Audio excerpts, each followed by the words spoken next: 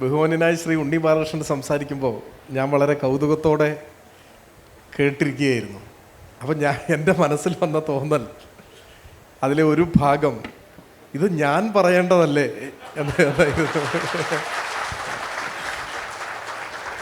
അദ്ദേഹം പറഞ്ഞൊരു ഭാഗം ഞാനല്ലേ പറയേണ്ടതെന്നാണ് എനിക്ക് തോന്നിയത്. അതിനകത്തൊരു പ്രശ്നം എന്താ അറിയോ സുരാജേ, നമ്മൾ ഭാഗമായിരിക്കുന്ന ഒരു സംവിധാനത്തെ വിമർശിച്ചുകൂടാന്നൊന്നുമില്ലല്ലോ. എന്ന് മാത്രമല്ല, നമ്മളങ്ങനെ വളരെ സംതൃപ്തിയോടുകൂടി എല്ലാം ഭംഗിയായി നടക്കുന്നു എന്ന് വന്നിട്ട് ഞാൻ ഇവിടെ നിന്ന് നിങ്ങളോട് പറയുന്നു എന്ന് ആലോചിച്ച് നോക്കി.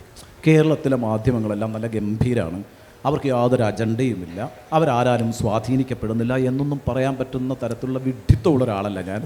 എനിക്ക് അതിനെ സംബന്ധിച്ച് വിമർശനങ്ങളുള്ള ആളാണ്. പക്ഷേ ഒരു മാധ്യമ പ്രവർത്തനമാണ് കേട്ടോ. ഞാൻ എൻ്റെ ഒരു തൊഴിലിടം മാധ്യമ പ്രവർത്തനമാണ്, എൻ്റെ ഉപജീവന മാർഗ്ഗം മാധ്യമ പ്രവർത്തനമാണ്.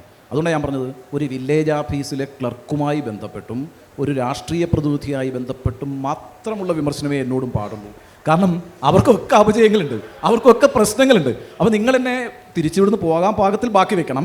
പക്ഷേ ഞാനങ്ങനെ വന്ന് ഒരു അസത്യം പറഞ്ഞിട്ട് പോകാൻ തീരുമാനിച്ചിട്ടില്ല. അതുകൊണ്ടാണ് ഈ ന്യൂസ് റൂമിലെ കാര്യങ്ങളെല്ലാം വളരെ ഗംഭീരമായിട്ട് നടക്കുന്നു എന്ന് പറഞ്ഞ് വാദിക്കാനും അത് സമർത്ഥിക്കാനും വന്നിട്ടുള്ള ആളുമല്ല, അതിൻ്റെ വിമർശനങ്ങളെ സത്യസന്ധമായി ഉൾക്കൊള്ളാൻ തീരുമാനിച്ച് വന്നിട്ടുള്ള ആളുമാണ്.